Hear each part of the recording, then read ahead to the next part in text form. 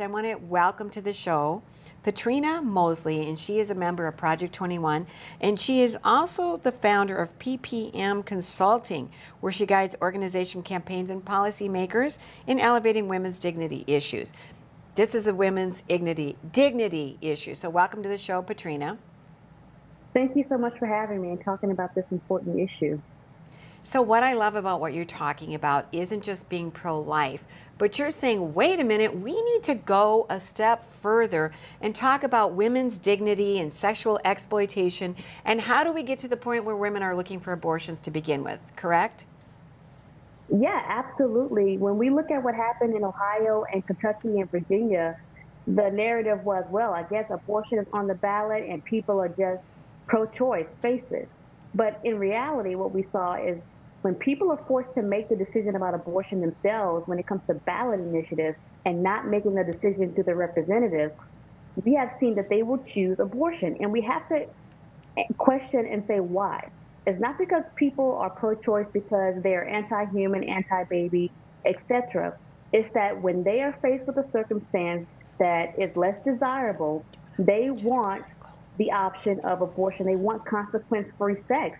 And so when you really think about it, what we need to start doing is not just changing people's mind about abortion, but changing people's mind about the sacredness of sex. Sex being reserved within the confines of marriage between one man and one woman. And just like you said, what makes up the voting population that keeps abortion on the ballot are traffickers, are abusers, are people who are inconvenienced by said pregnant person. So we have to start changing the culture, not just on human life developing in the womb, but on the sacredness and the non-commodity of sex.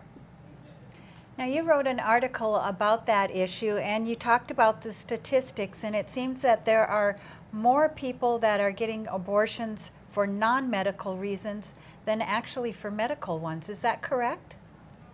Yeah, that's been a stat that has held true for many decades now, where over 90% of the abortions are for elective reasons, meaning it is not medical, it is not to save the life of the mother, and it is not because of a fetal impairment or disease. This is simply a matter of convenience. The child is simply unwanted. So when we think about that, again, well, how did that child get there? And it got there by two people participating in something that created that life. So it's going to take a little bit more work than just political talking points on abortion, which I will say, we know what the elections have showed us is that abortion is a campaign issue. It is no longer an issue that can just be brushed aside as an uncomfortable topic. We know that the pro-choice movement has a political party that stands with it unequivocally, and so we need the same for the pro-life movement as well.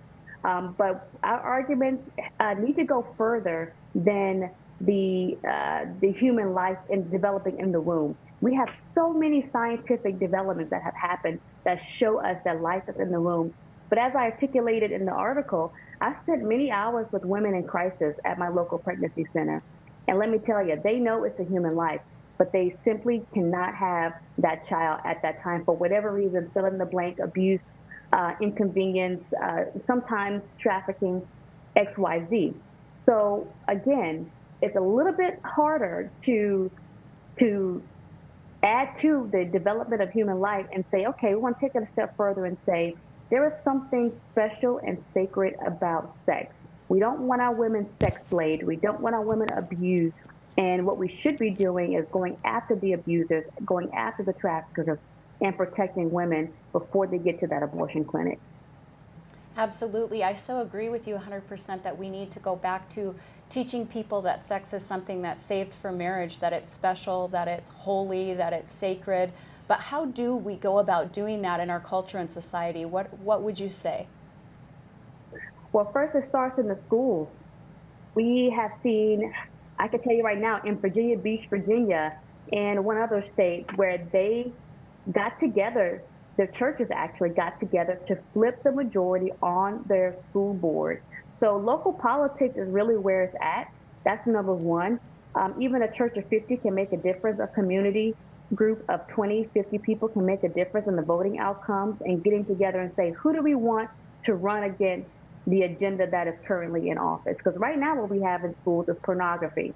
And we also have curriculum sponsored and written by Planned Parenthood, which only provides them with more clientele, right? So they teach them about promiscuity in the hopes that they will find themselves in a predicament where they would need their services.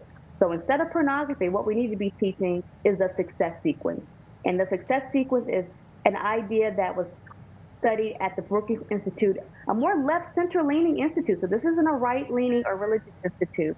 This is just a regular institute who study the outcomes that if you go to school, you finish school, you go to college, you get married and then have kids, you decrease your chances of poverty by 90%.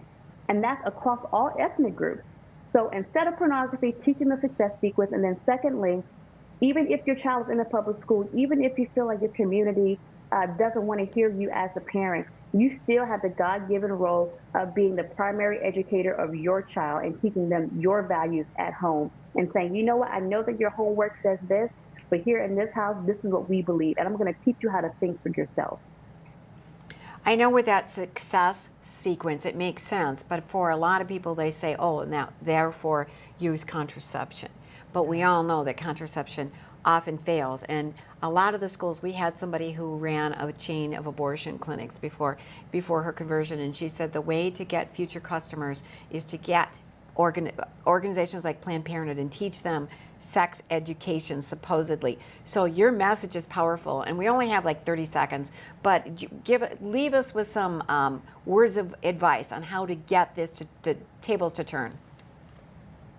Well, number one, just being confident in the fact that you as a parent, mother or father, are the primary educator of your child, not the state. They do not have a right to indoctrinate your children. You do, and that is a God-given right. And number two, begin to talk about the benefits of abstinence. There are so many social studies out there that show that waiting until marriage increases your sexual fulfillment when you do get married. The amount of partners that you have before you get married actually decreases your satisfaction in marriage. There's the chemical process that happens in a woman's brain that when you do have sex with partners, you are actually bonding physically and at the cellular level with that person. So there are so many studies to be seen. I do recommend the Institute of Family Studies is a great place to start to show your children the statistical data that is not just for the religious, but for the pragmatic, if you want to change the culture to where we're going to really valuing sex as something that's not a commodity, but that's truly sacred. Wow, thank you, Patrina. I want to stay in touch with you because we definitely want to tap into this again in the future. So thank you for joining us.